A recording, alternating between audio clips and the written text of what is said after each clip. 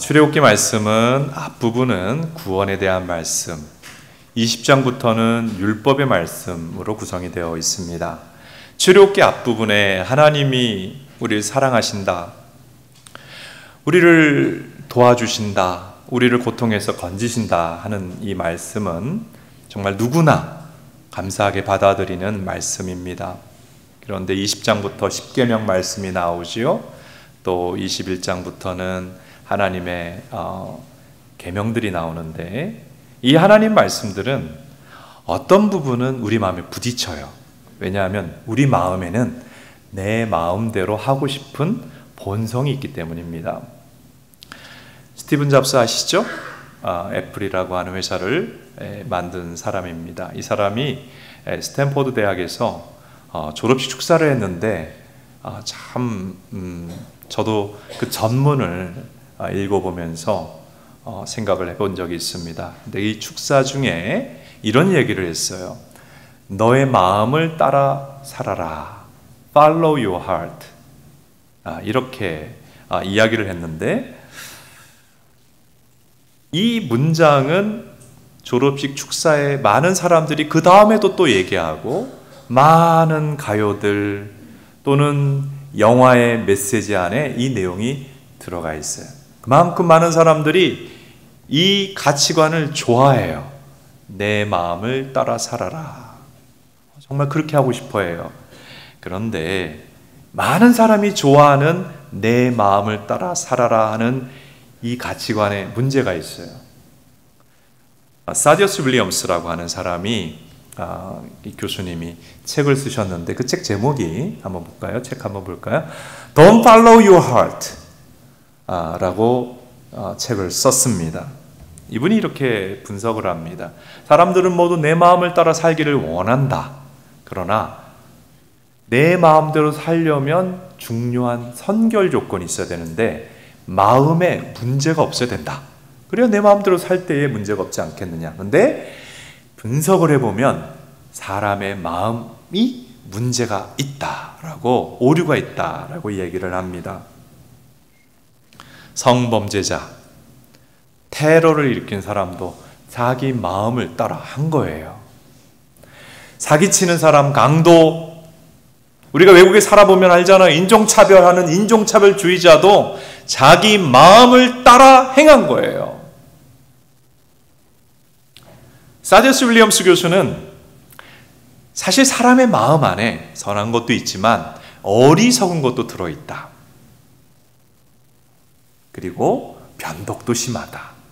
우리가 짜장면이 먹고 싶어가지고 중국집에 갔어요. 그래서 막상 시키려고 할 때 내가 짜장면을 먹고 싶은데 내 마음은 짬뽕을 또 먹고 싶은 마음이 든단 말이에요. 마음이 이랬다가 저랬다가 바뀌어요. 그리고 우리 마음은, 그 윌리엄스 교수는 또 얘기합니다. 가만히 들여다보면 얼마나 자기중심적인가. 대학 교수 중 94%가 나는 다른 교수들보다 뛰어나다 이렇게 생각한대, 통계적으로. 항상 우리는 자기중심적으로 내가 더 낫다 하는 생각을 가지고 있습니다. 그러니까 마음에 오류가 있다는 거예요. 윌리엄 골딩이라고 노벨 문학상을 받은 파리 대왕이라는 소설책을 쓴 사람이 있습니다. 그 책의 내용이 나중에 영화로도 만들어졌는데요. 줄거리는 이렇습니다. 소년들이 무인도의 표류에 거기서 이제 살게 되었어요. 근데 많은 학자들이나 많은 사람들이 이런 생각이 있잖아요. 인간의 본성은 천진무구하고 잘못된 환경에서 자라지 않으면 선한 삶을 살아간다, 이런 전제가 있지 않습니까? 그런데 그 소년들이 정말 사이좋게 멋진 삶을, 멋진 사회를 그 무인도에서 만드는 것이 아니고 시간이 지나면서 짐승처럼 변해가지고 서로를 죽입니다. 파리대왕 이야기를 보면 그 중에서 이제 추장이 되고 싶은 아이가 막 다른 아이들을 죽여요. 근데 이 얘기는 단지 소설이 아닙니다. 그 당시 사회에 일어난 일을 그려낸 거예요. 19세기 말과 20세기 초에 인류는 이성을 절대적으로 믿었어요. 합리주의 시기, 이성주의식입니다. 그리고 인간 사회의 앞날을 많은 학자들이 예언하기를 인간이 이성적이고 이성적으로 선하게 살 수 있기 때문에 인류 사회는 앞으로 유토피아가 온다 그랬어요. 그런데 20세기 초에 어떤 일이 일어나느냐 하면 1, 2차 세계대전이 터집니다. 그리고 공산혁명이 일어나면서 수십만 명, 수백만 명, 수천만 명이 그 나라에서 죽임을 당하게 됩니다. 파리 대왕에 일어난 이야기가 바로 그걸 보여주고 있는 거예요. 인간 마음 안에는 선한 거 있는 거 맞습니다. 그런데 동시에 악한 것도 있어요. 선해 보이는 인간이 어느 순간에 너무나 악한 존재로 바뀌는 것을 우리는 우리 주변에서 많이 보게 됩니다. 세계에서 가장 뛰어난 민족 중에 하나라고 하는 독일 민족이 그들의 통치자로 히틀러를 선택하고 그리고 유대인을 600만 명이나 학살했다고 하는 것을 우리가 보면서 성경 말씀을 부정할 수 없어요. 인간 마음 안에 어떤 것이 있는지 성경이 이렇게 얘기합니다. 전도서 9장 3절입니다. 같이 읽습니다. 인생의 마음에는 악이 가득하여 그들의 평생에 미친 마음을 품고 있다가 후에는 죽은 자들에게 돌아가는 것이라. 사람의 마음 안에 뭐가 가득해요? 악이 있어요. 그리고 가만히 보면 우리가 이만큼 신앙생활 하니까 그렇지 우리의 과거를 돌아보면 광기라고 하는 것이, 미친 마음이라고 하는 것이 우리 마음 안에 불쑥불쑥 자리 잡고 나타났었다고 하는 것을 우리는 기억합니다. 그래서 교육이 필요하고, 그래서 신앙이 필요하고, 신앙 가운데 변화가 필요한 것이죠. 또 예레미야 1장 17장 9절은 이렇게 말씀합니다. 같이 있습니다. 만물보다 거짓되고 부패한 것은 마음이라 누가 능히 이를 알리오마는. 모든 사람이 내 마음대로 살고 싶어요. 그런데 그 끝은 상처입니다. 그 끝은 고통입니다. 그래서 하나님께서 성경 말씀을 구조를 보면 구원과 복음을 얘기하시고 거기로 끝나지 않고 항상 이렇게 살아라 하는 말씀도 주십니다.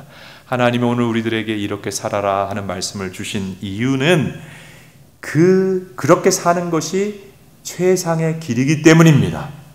그렇게 살 때에 진짜 우리 인생이 행복해질 수 있기 때문임을 믿으시기 바랍니다. 신명기 10장 13절 같이 한번 읽어봅니다. 시작.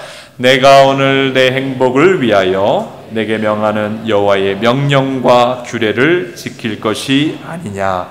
하나님께서는 우리들이 행복하게 살기 원하고 잘 살기 원하셔서 이렇게 살아라 하는 말씀도 주셨어요. 오늘 우리는 21장 12절로 22장 27절까지 하나님 주신 법을 살펴보면서 하나님 메시지를 받고자 합니다. 첫 번째 오늘 본문의 메시지는 악한 본성을 제어하며 살라 하는 것입니다. 한번 따라 할까요? 악한 본성을 제어하며 살라. 출애굽기 21장 12절로 한번 펼쳐보십시다. 그리고 25절까지 보면 사형에 해당되는 죄라고 하는 하나님의 계명이 나옵니다.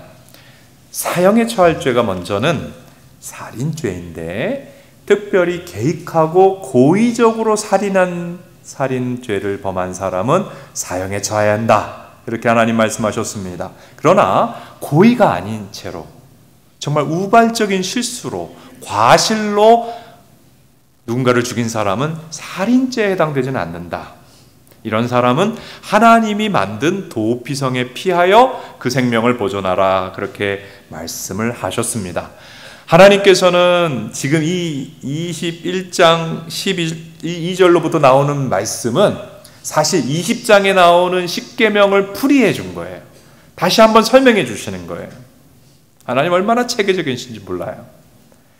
6계명 있지 않습니까? 살인하지 말라 하는 계명을 우리는 너무 한 문장이니까 자세한 상황에 적용하지 못할 수 있잖아요. 그래서 구체적으로 6계명을 설명해 주신 겁니다.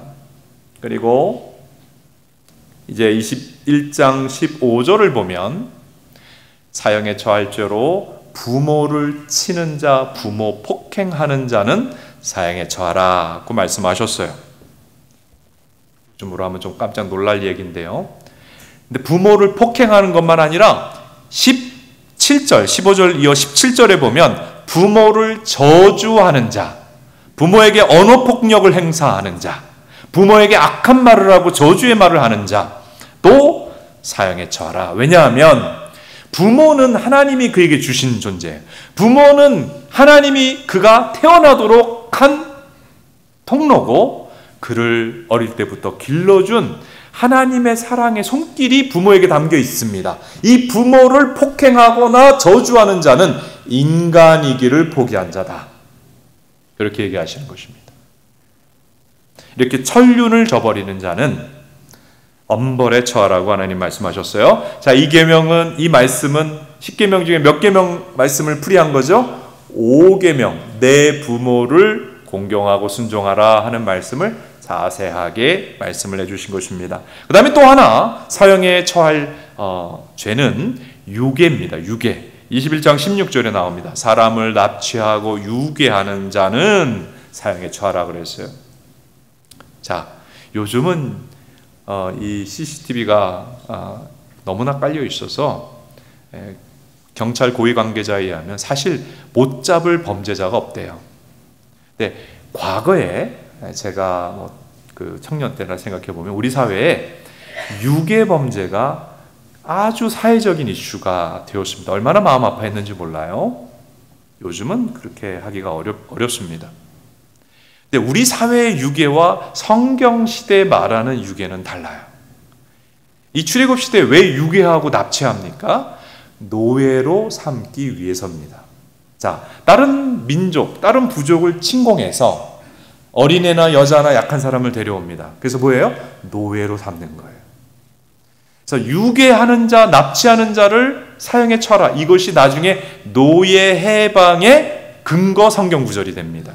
하나님은 약한 자를 납치, 유괴하여 자신의 이득으로 삼는 자를 엄히 벌하라고 말씀하셨습니다.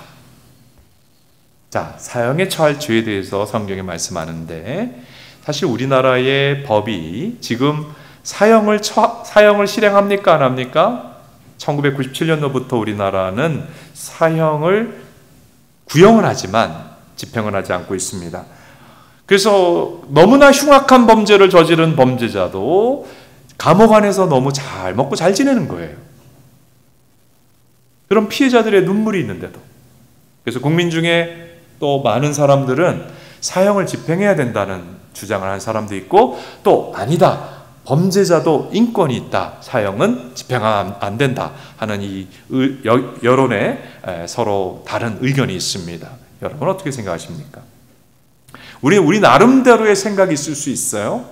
다 좋습니다. 그런데 성경이, 특별히 하나님이 명확히 말씀하는 것은 우리가 어떤 사안에 대해서, 이슈에 대해서 성경, 하나님의 의견을 따라가는 것이 맞는 것이라고 생각을 합니다. 자, 하나님께서 특별히 무슨 죄는 엄벌에 처하라 그랬죠? 고의적 살인, 부모 폭행, 부모를 위해하는 것, 그리고 유괴. 자, 이 말씀을 왜 주셨을까요? 왜 주셨을까요? 하나님의 의도는 사람 마음 안에 있는 악의 본성을 제어하며 살아야 된다는 거예요. 아멘입니까? 자, 하나님이 이렇게 하나님의 법을 알려주시지 않았다면, 하나님의 기준을 알려주지 않았다면, 힘세고 포악한 사람은 자기가 화가 났기 때문에 사람을 죽여버리는 거예요.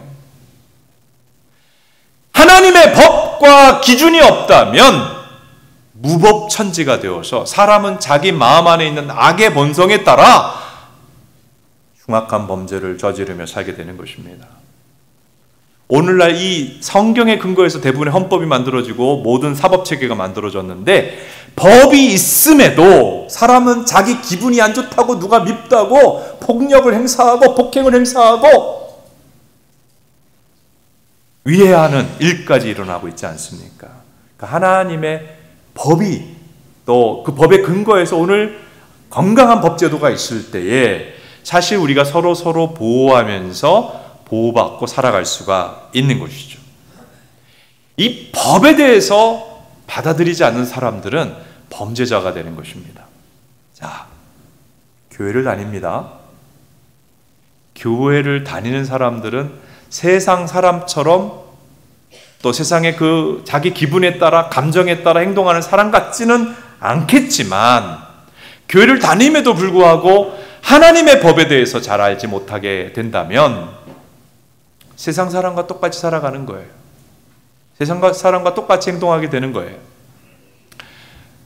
제가 기독교 대안학교나 또 기독교 대학에 실제로 다니는 사람들의 이야기를 들으면서 좀 마음이 아픈 적이 있어요. 왜냐하면 기독교 대안학교나 기독교 학교의 학생들이 좀 다를 거라고 생각하잖아요. 그렇지가 않고 그냥 서로 나중에 보니까 이거 남녀들이 동거하고 있고 뭐가 어떠냐고. 성경에 기반해서 가르친다고 채플이 있는 기독교 대학에 다니는 교회 다니는 학생도 뭐 동거가 뭐가 어떠냐고 그렇게 말하고 그렇게 행동한다는 것입니다. 이것은 교회 교육, 부모의 자녀 교육에 있어서 허점을 보여주는 것입니다. 우리는 하나님 사랑을 알려줘야죠. 복음을 알려줘야 될 것입니다. 그러나 그것만 아니고 하나님의 명확한 기준을 알려줘야 됩니다. 어떻게 행동하고 어떻게 살아야 되는지.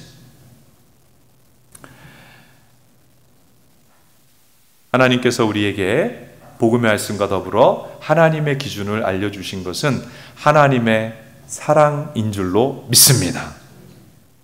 그래서 하나님을 만난 사람들은, 하나님 믿는 사람들은 하나님의 법을 사랑해요. 시편 119편 97절 우리 형제님들 한번 읽겠습니다. 시작. 내가 주의 법을 어찌 그리 사랑하는지요. 내가 그것을 종일 작은 소리로 읊조리나이다. 자매님들 119편 101절 읽겠습니다.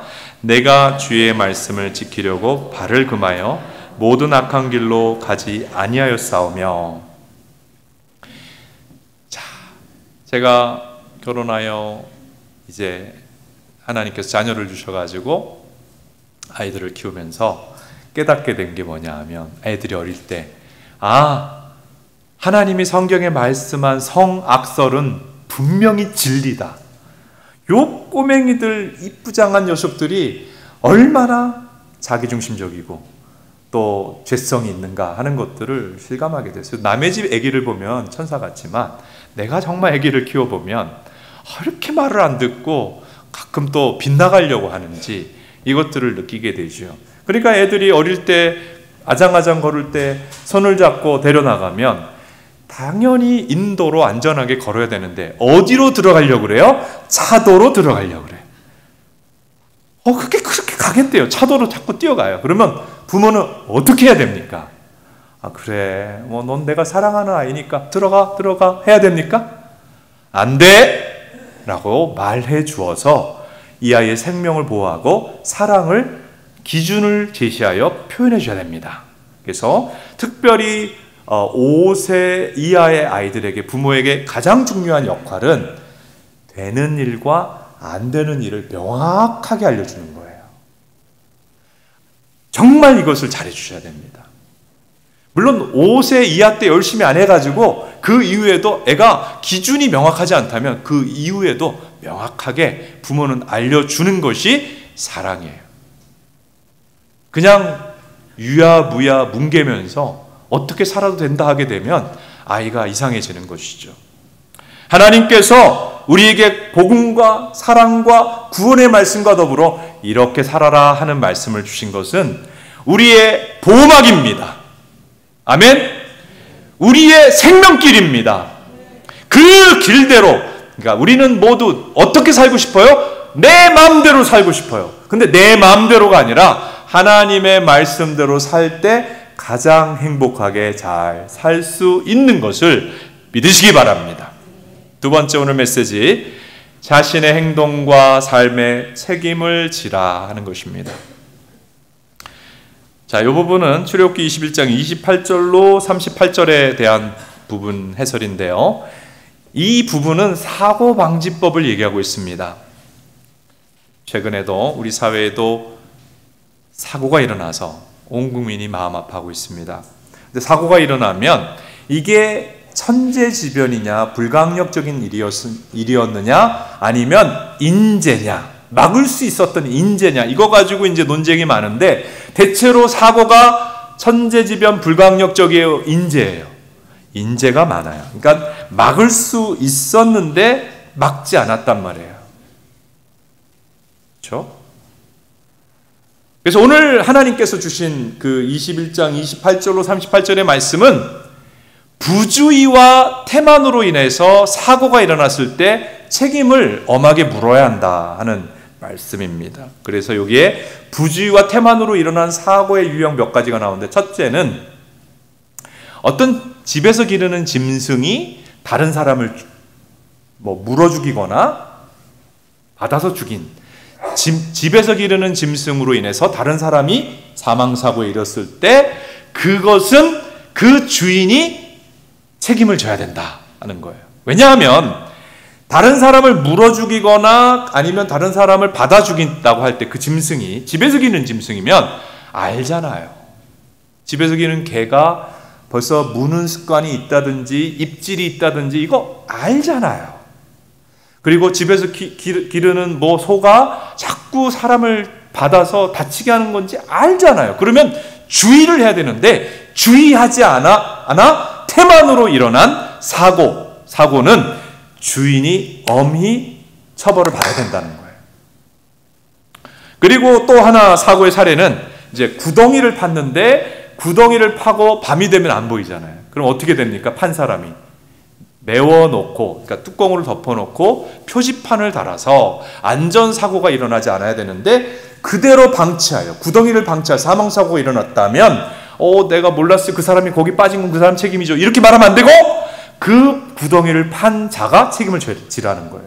그 다음에 또 하나 나오는 사례는 짐승과 짐승끼리 이제 싸움이 붙어가지고 어떠한 짐승이 죽었다고 한다면 그러면 피해 보상을 하라 하는 것입니다. 자, 이 모든 하나님의 말씀 계명의 의도는 뭐냐 하면 너희가 의도하지 않았더라도 부주의와 태만으로 남에게 피해를 끼쳤다면 그 피해에 대해서 책임져야 된다는 거예요.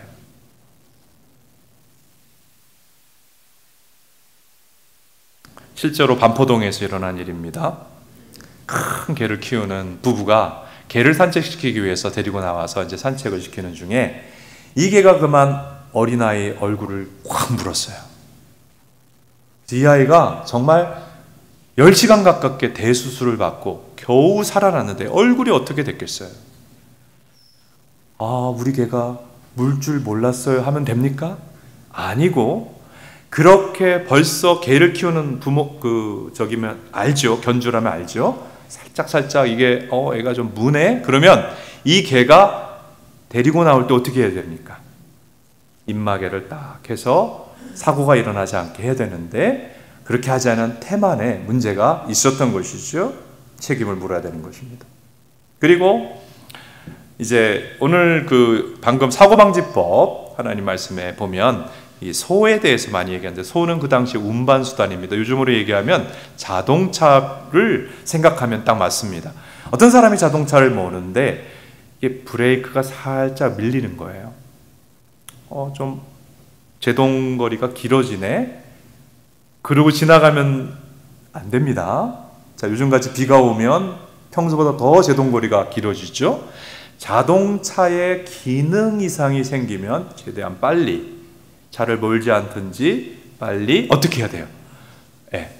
정비소에 가서 특히 브레이크라든지 운전장치라든지 이런 쪽이 이상이면 그냥 몰지 말고 빨리 가서 고쳐야 되는 거죠. 왜냐하면 그대로 몰고 다니다가 사고가 나서 내가 이게 차가 이럴 줄 몰랐어요 하면 무책임한 말이 되는 것이죠. 반드시 책임을 져야 되는 것이죠. 내 부주의로 다른 사람이 해를 당하지 않게 하라. 하나님 말씀을 우리가 기억할 필요가 있는 것입니다. 그리고 차량 사고가 가장 많이 나는 원인 중에 하나가 음주입니다. 자, 술을 마시고 차 운전대를 잡으면 운전이 잘 될까요?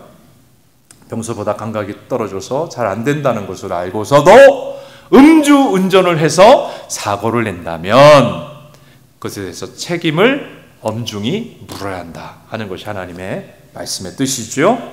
자, 어떤 집에 자녀가 있습니다. 자녀가 욕을 해요. 그리고 폭력적인 성향이 나타납니다. 그럼 어떻게 해야 됩니까? 그런 성향이 나타난다면 가만히 그냥 내 자식이니까 예쁘다 예쁘다 놔두면 점점 그 폭력적인 언행이 커져서 많은 사람들에게 피해를 줄 수가 있죠. 그래서 신앙적으로 지도하고 또 인격적으로 지도하고 반드시 그런 부분이 일시적으로 나타나는 것일지라도 보완이 되고 해결이 될 수 있도록 부모가 지도해야지 그걸 가만히 놔둬서 다음에 어떤 폭력의 가해자가 되게 하면 안 된다. 이것은 이런 부주의와 태만은 부모 교육에 있어서 책임을 엄중히 져야 되는 부분이다. 하나님께서 말씀을 하시는 내용입니다. 직장 생활과 관련해서 적용한다면 직장 생활을 하면서 내가 고용이 돼서 일을 하는데 내가 맡은 어느 부분에서 문제가 터지고 사고가 터진다. 그것이 특별히 나의 태만과 부주의함으로 집중하지 아니함으로 일어난다면 그것에 대한 책임을 본인이 져야 된다는 거예요. 그래서 하나님께서 오늘 이 21장 28절로 38절에 사고방지법을 주신 이유는 너희는 너희가 살면서 하는 말, 행동, 너희의 일, 너희의 삶, 그 결과를 책임지려는 자세로 살아야지 무책임하고 태만하게 살아서는 안 된다. 너의 삶의 결과에 책임져라. 이것이 믿는 자로서 잘 사는 길이라는 거예요. 그리고 오늘 세 번째, 오늘 본문의 메시지는 사회적 약자에게 하나님의 자비를 실천하라 하는 것입니다. 한번 따라합시다. 사회적 약자에게 하나님의 자비를 실천하라. 자, 오늘 읽은 22장으로 갑니다. 22장 21절에 보면 이방 나그네를 압제하지 말라 그랬어요. 그 다음에 22절을 보면 과부나 고아를 해롭게 하지 말라 그랬어요. 그리고 이렇게 이방 나그네와 고아와 과부를 해롭게 하면 내가 진노하여 심판하리라 하나님이 경고하셨습니다. 이 말씀은 이 부정명령이고요. 긍정명령으로 바꾸면 객과 고아와 과부를 사랑하고 사랑을 실천하라 하는 말씀입니다. 여러분, 이 세상은 다 부자에 관심이 있어요. 그리고 가난한 사람 관심 없어요. 다 성공한 사람에 관심 있어요.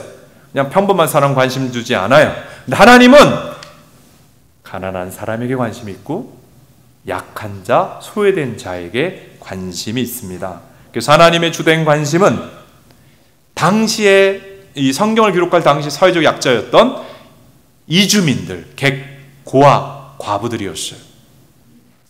그들은 보호자가 없었어요. 그들은 경제력이 없었어요. 하나님이 이렇게 말씀합니다. 내가 그들의 보호자가 되리라.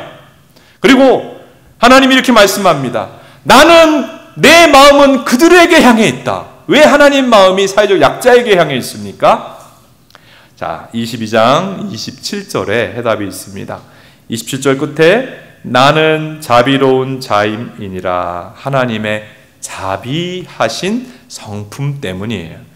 하나님의 자비, 이 하나님의 자비 히브리어로 하눈이라고 합니다. 이 자비라는 말은 하나님의 긍휼을 말합니다. 또 하나님의 인자하심을 말합니다. 하나님의 자애로운 마음을 뜻합니다. 하나님은 이 세상에 많은 사람이 있지만 고난당하는 자를, 약한 자를 특별히 사랑하십니다. 그래서 하나님은 자기를 믿는 자들이 약한 자, 고난당하는 자들에게 관심을 가지고 사랑을 베풀고 사랑을 실천하라고 하셨어요. 마태복음 25장을 보면 최후 심판의 장면이 나오는데 하나님을 안다고 하는 사람들을 하나님이 구별하세요. 양과 염소, 구원받을 자와 구원받지 못할 자로 구별하시는데 우리는 그 천국과 지옥으로 나뉘는 그 기준점이 믿음이라고 생각을 해요. 믿음을 보고 너는 내 양이다. 넌 믿음이 없구나. 내 염소다. 이렇게 하실 것 같은데 25장을 보면 아니에요. 기준이 뭐냐 하면 소외된 사람에게 사랑을 실천했느냐? 그걸 보고 양과 염소를 나누세요. 자, 이 말씀의 뜻은 무엇인가 하면 믿음은 주여 주여 하는 게 아니라는 거예요. 믿음은 찬양 시간에 뜨겁게 손들고 찬양하는 것만이 아니라는 거예요. 믿음은 감정이 아니고 믿음은 행동이에요. 따라합시다. 믿음은 행동이다. 너희의 믿음은 사랑의 실천이라는 행동으로 입증되어야 한다는 거예요. 한번 따라합시다. 나의 믿음은 사랑의 실천으로 입증되어야 한다.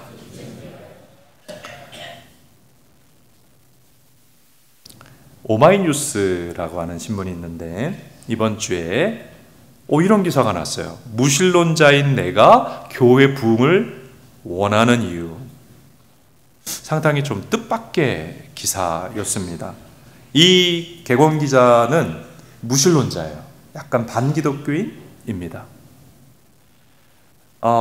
국회의원 보좌관을 지냈던 사람이고 지금은 택시 운전을 하고 있습니다. 저랑 연배가 좀 비슷하지 않나 생각을 하는데 교회 다니는 부모 밑에서 자랐지만 성경 말씀 믿어지지 않았고 특별히 대학생 때 큰 교회 목사님들이 독재자를 위하여 국가조찬 기도회를 열어 심지어 칭송하는 모습을 보고 너무 마음이 상한 거예요. 그래서 그때부터 이제 교회랑 등을 지고 무신론자로 또 기독교를 좀 꺼려하는 사람으로 그렇게 살아갔습니다. 이분이 이제 그 글을 쓰는데 자기 택시에 탄 어떤 분이 전도하는 이야기부터 해서 쭉 글을 쓰면서 이분이요 본인이 입양을 했고 그러니까 이 아이를 입양했고 또 이 개건 기자로서 연재 기사로 입양에 대한 기획물을 쓴 거예요. 그래서 한국의 입양의 실태를 조사했어요. 조사를 해보니까 우리 한국 사회가 시민사회 의식이 많이 발전한 것 같은데도 입양에 대해서 너무나 소극적이다 하는 것을 발견하게 됩니다.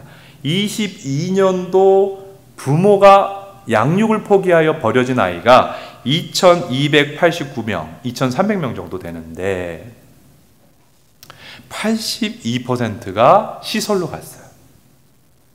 그리고 7%만 166명의 아이만 어느 정말 뜻있는 가정이 입양해서 가정의 품에서 이제 자라게 되는 것을 보면서 이분이 이렇게 얘기합니다. 한국 사회가 경제적으로 발전했지만 아직 시민사회 의식은 1년에 버려진 아이, 가장 사회 소외된 사람을 166명, 200명도 채 받아들이지 못하는 현재 상황이다. 이렇게 이야기를 합니다.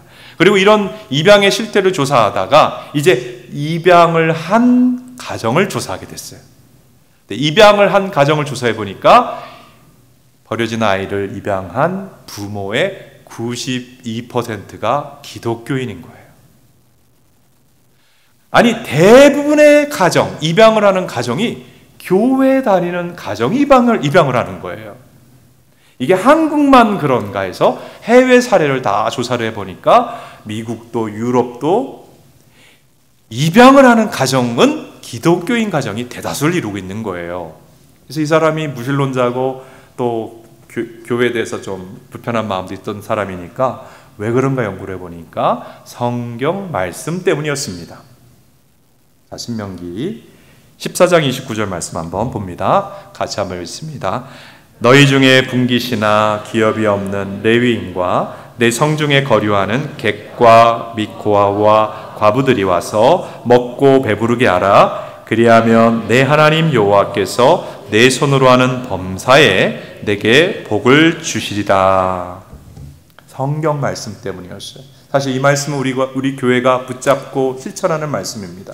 우리 교회 반경 5km 안에 10km 안에 굶어 죽는 사람이 없게 하고 어려운 소외된 이웃들을 다 돕도록 하자. 우리 교회가 지향해왔던 말씀이에요.